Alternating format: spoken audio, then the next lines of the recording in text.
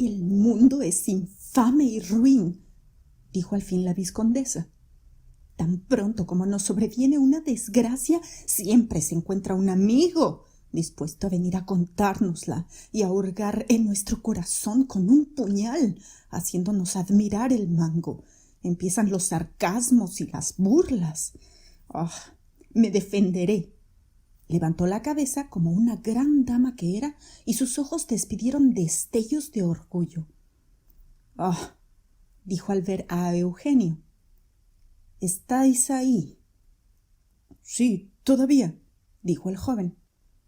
«Bien, señor de Rastignac, tratad a ese mundo como se merece. Vos queréis llegar. Yo os ayudaré.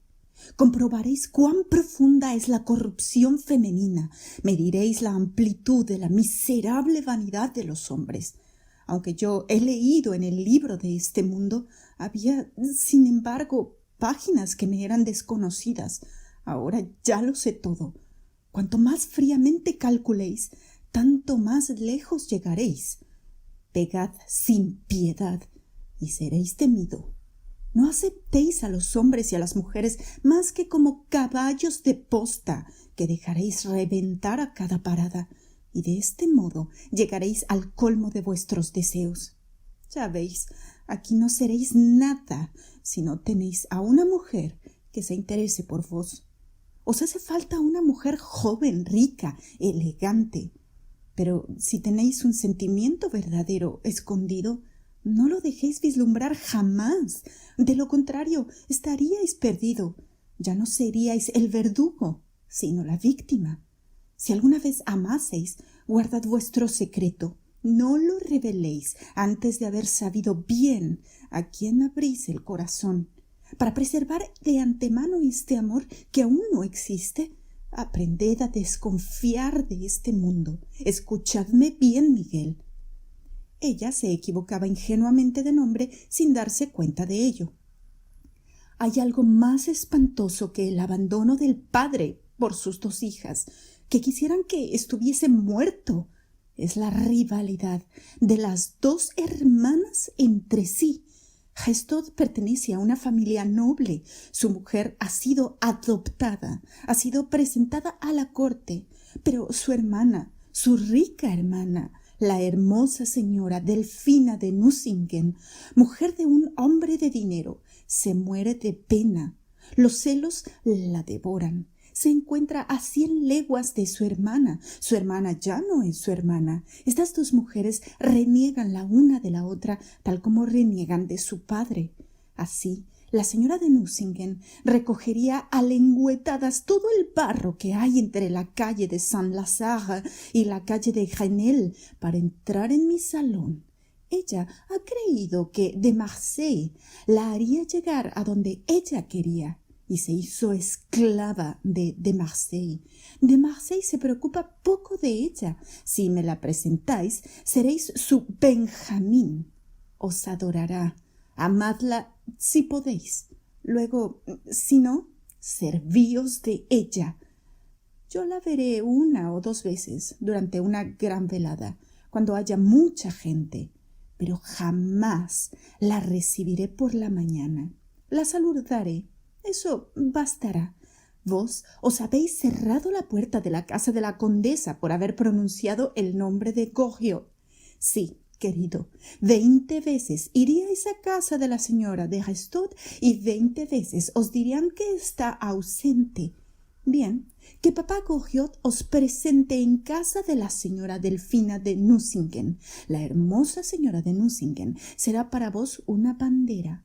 Sed el hombre al que ella distinga. Las mujeres se volverán locas por vos. Sus rivales, sus amigas, sus mejores amigas vendrán a raptaros de sus brazos. Hay mujeres que aman al hombre ya escogido por otra, como hay pobres burguesas que al tomar nuestros sombreros esperan tener nuestras maneras. Vos tendréis éxitos. En París el éxito lo es todo, es la llave del poder. Si las mujeres hallan en vos ingenio y talento, los hombres lo creerán, si vos no les desengañáis. Entonces podréis quererlo todo. Tendréis el pie en todas partes. Sabréis entonces lo que es el mundo, una reunión de burlados y de burladores. No estéis entre los unos ni entre los otros. Yo os doy mi nombre como un hilo de Ariadna para entrar en ese laberinto. No lo comprometáis, dijo inclinando el cuello y lanzando una mirada de reina al estudiante. Devolvedme lo blanco. Idos, dejadme. También nosotras las mujeres tenemos nuestras batallas que librar. ¿No necesitaríais un hombre de buena voluntad para ir a poner fuego en una mina? Le interrumpió Eugenio. ¿Y bien? Dijo la vizcondesa. El joven se golpeó el corazón, correspondió a la sonrisa de su prima y salió. Eran las 5. Eugenio tenía hambre, temía no poder llegar a tiempo para la hora de la comida. Este temor le hizo sentir la felicidad de ser arrastrado rápidamente por las calles de París. Este placer, puramente maquinal, le dejó por entero entregado a las ideas que le asaltaban. Cuando un hombre de su edad es alcanzado por el desprecio, se indigna, se encoleriza, amenaza con el puño a la sociedad entera, quiere vengarse y duda también de sí mismo. Rastignac se hallaba en aquel momento abrumado por estas palabras. Os habéis cerrado la puerta de la casa de la condesa. Iré, decíase. Y si la señorita de Beauseant tiene razón, si yo... La señora de Restaud me encontrará en todos los salones a donde vaya. Aprenderé a manejar las armas, a disparar la pistola. Le mataré a su máximo. ¿Y el dinero? Le gritaba la conciencia. ¿De dónde tomarás el dinero? De pronto, la riqueza exhibida en casa de la condesa de Restaud brilló ante sus ojos. Había visto allá el lujo que debía ser amado por una señorita Goriot. Dorados, objetos de gran valor, el lujo falto de inteligencia de los nuevos ricos, el derroche de una mujer entretenida. Esta fascinante imagen quedó de súbito eclipsada por el grandioso hotel de Beauseant.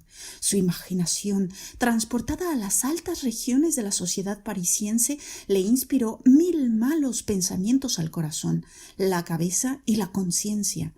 Vio el mundo tal como es, las leyes y la moral impotentes entre los ricos, y vio en la fortuna la última ratio mundi.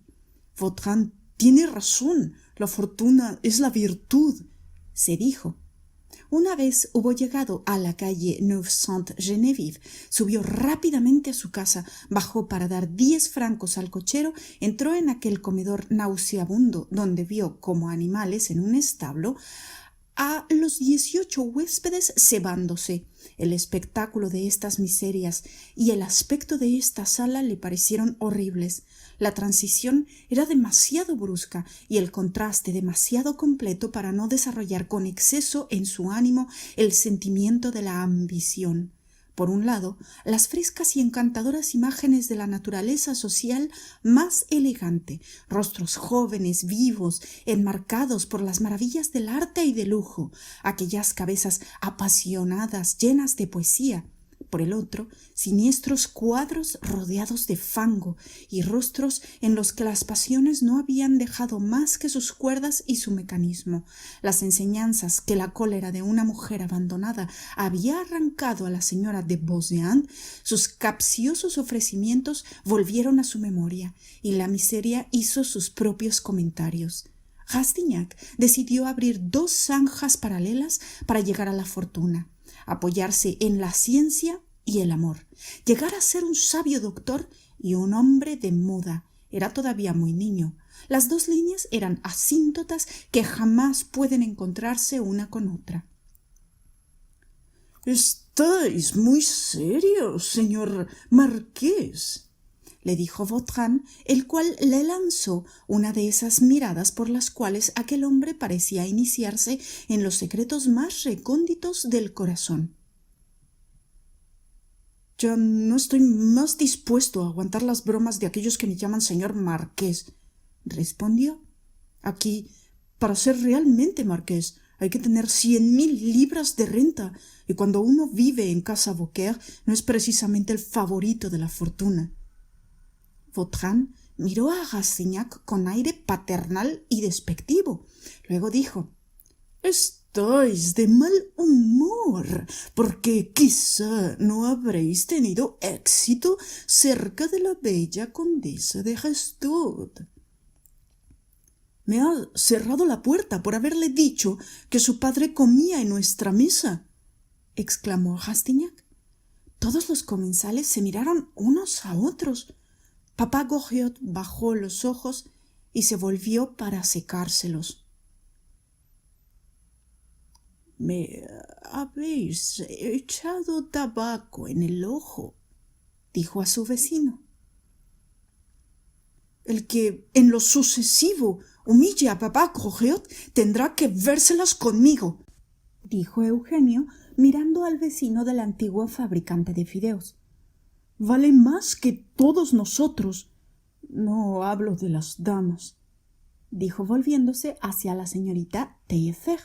Esta frase fue un desenlace. Eugenio la había pronunciado con un aire que impuso silencio a los huéspedes. Vautrin dijo con tono insolente: «Para tomar a papá Goriot bajo vuestra protección es preciso saber manejar una espada y disparar una pistola». «Así lo haré», dijo Eugenio. «De modo que hoy habéis entrado en campaña». «Quizá», respondió Rastignac, «pero no debo dar cuenta a nadie de mis actos, dado que yo no trato de adivinar lo que otras personas hacen durante la noche». Vautrin lanzó a Rastignac una mirada de reojo. «Muchacho, cuando no se quiere ser víctima de las marionetas, hay que entrar en la barraca y no contentarse con mirar por los agujeros de los cortinajes. Basta de hablar», añadió al ver que Eugenio se estaba encolerizando. «Hablaremos en otro momento, cuando queráis». Entonces reinó en la comida un ambiente triste y sombrío. Papá Goriot, absorto por el profundo dolor que le había causado la frase del estudiante, no comprendió que las disposiciones de los ánimos habían cambiado con respecto a él y que un joven en condiciones de imponer silencio a la persecución había asumido su defensa. «Entonces», dijo la señora Beaucaire en voz baja, «¿el señor Goriot sería el padre de una condesa?» «Y de una baronesa», respondióle Rastignac. «Yo le he observado la cabeza», dijo Bianchon a Rastignac, «y he visto que solo tiene un bulto, el de la paternidad. Será un padre eterno». Eugenio estaba demasiado preocupado para que la broma de Bianchon le hiciera reír. Quería aprovechar los consejos de la señora de Beauseant y se preguntaba cómo y dónde se procuraría el dinero. Quedóse pensativo, viendo las estepas del mundo que se desplegaban ante sus ojos, a la vez vacías y llenas. Todos le dejaron solo en el comedor cuando la comida estuvo terminada. «¿Habéis visto, pues, a mi hija?», le dijo Goriot con voz emocionada. Habiendo salido de su meditación por las palabras que le dijo el buen hombre, Eugenio le cogió la mano y mirándole con cierto aire de ternura le respondió: «Sois un hombre bueno y digno. Hablaremos de vuestras hijas más tarde». Se levantó sin querer escuchar a papá Goriot y retiróse a su habitación, donde escribió a su madre la carta siguiente: «Querida madre, si no tienes acaso una tercera teta que abrir para mí, tengo que hacer pronto fortuna. Tengo necesidad de 1.200 francos y los necesito a toda costa. No digas nada de mi petición a mi padre, quizás se opondría a ella, y si yo no tuviese ese dinero me hallaría presa de una desesperación que me obligaría a levantarme la tapa de los sesos. Tan pronto como te vea, te explicaré mis motivos, porque haría falta escribir volúmenes enteros para hacerte comprender la situación en la que me encuentro. No he jugado, madre, no debo nada. Pero si tú quieres conservar la vida que me has dado, tengo que encontrar esta suma. En fin, frecuento la casa de la vizcondesa de Beauséant, la cual me ha tomado bajo su protección. Debo ir al mundo, y no tengo un céntimo para comprarme incluso unos guantes. Sabré comer solo pan, beber solo agua, ayunaré si es preciso, pero no puedo prescindir de unos utensilios con los cuales se labra aquí la viña. Se trata para mí de seguir mi camino o de quedarme atascado en el barro. Sé todas las esperanzas que habéis puesto en mí y quiero realizarlas pronto. Mi buena madre, vende alguna de tus antiguas joyas. Pronto te las sustituiré por otras. Conozco lo suficiente la situación de nuestra familia para saber apreciar tales sacrificios, y debes creer que no te pido que los hagas en vano. De lo contrario, yo sería un monstruo. No veas en mi ruego más que el grito de una imperiosa necesidad. Nuestro porvenir se halla por entero en este subsidio, con el cual debo abrir la campaña, porque esta vida en París es un perpetuo combate. Si para completar la suma no hay otra solución más que vender los encajes de mi tía, dile que ya le mandaré otros más bellos, etcétera. Escribió a cada una de sus hermanas pidiéndoles sus economías, y para arrancárselas sin que ellas hablasen en familia del sacrificio que no dejarían de hacerle con satisfacción, hizo vibrar las cuerdas del honor que tan tensas están y tan fuertemente resuenan en los corazones jóvenes. Sin embargo, cuando hubo escrito estas cartas, experimentó una trepidación involuntaria. Palpitaba, se estremecía. El ambicioso joven conocía la nobleza inmaculada de aquellas almas sepultadas en la soledad. Sabía que apenas causaría a sus hermanas y también cuál sería su gozo, con qué placer hablarían en secreto de aquel hermano querido cuando estuvieran las dos solas. Su conciencia se irguió luminosa y le mostró a sus hermanas, desplegando el genio malicioso de las jóvenes para enviarle a escondidas aquel dinero, ideando un primer engaño. El corazón de una hermana es un diamante de pureza, un abismo de cariño, se dijo. Sentía vergüenza por haber escrito.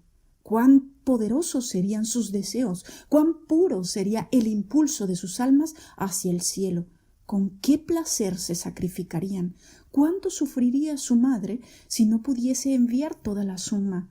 Aquellos hermosos sentimientos, aquellos terribles sacrificios iban a servirle de peldaño para llegar hasta Delfina de Nucingen. Unas lágrimas, últimos granos de incienso arrojados en el altar sagrado de la familia, llenaron sus ojos. Se paseó con una agitación llena de desesperación. Papá Goriot, viéndole así a través de la puerta, que había permanecido entreabierta, entró y le dijo: ¿Qué os ocurre, señor? Ah, vecino, yo soy todavía hijo y hermano como vos sois padre. Tenéis razón en temer por la condesa Anastasia, que se encuentra en manos de un tal señor Máximo de Trelle, el cual la perderá. Papá Goriot se retiró balbuciendo unas palabras cuyo sentido no comprendió Eugenio. Al día siguiente, Rastignac fue a echar sus cartas al correo. Vaciló hasta el último instante, pero las echó dentro del buzón, diciendo: «Lo conseguiré». Las palabras del jugador, del gran capitán, palabras fatalistas que pierden a un número mayor de hombres que el de los que salvan. Unos días más tarde, Eugenio fue a casa de la señora de Restaud y no fue recibido por ella. 3 veces volvió y otras 3 veces penetró la puerta cerrada, aunque se presentara en horas en las que el conde Máximo de Trelle no se encontraba allí. La vizcondesa había tenido razón. El estudiante ya no estudiaba, iba a las clases para hacer acto de presencia y luego se marchaba. Habíase hecho el razonamiento que se hace la mayor parte de los estudiantes. Reservaba sus estudios para el momento de los exámenes. Había decidido acumular sus matrículas de segundo y tercer año, luego el derecho en serio y de golpe en el último momento. De este modo tenía 15 meses libres para navegar por el océano de París, para entregarse a la trata de mujeres o pescar fortuna. Durante esta semana vio 2 veces a la señora de Beauseant, a cuya casa solo iba cuando salía el coche del marqués de Ajuda.